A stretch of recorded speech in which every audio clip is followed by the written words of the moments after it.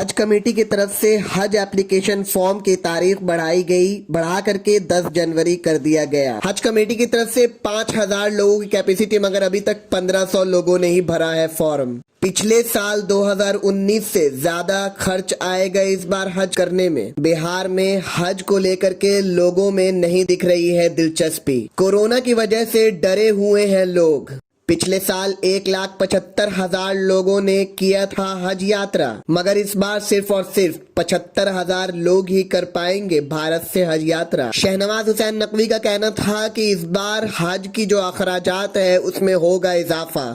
Corona को लेकर के लोगों में डर नहीं भरा जा रहा है हज फॉर्म। हज यात्रा को लेकर के हो गई है गाइडलाइन जारी, रखा जाएगा सोशल डिस्टेंसिंग का पूरी तरह से एहतमाम। 18 साल से कम और 65 साल से ऊपर के व्यक्ति नहीं कर पाएंगे हज यात्रा। पटना से रैयान की रिपोर्ट, ATN उर्दू।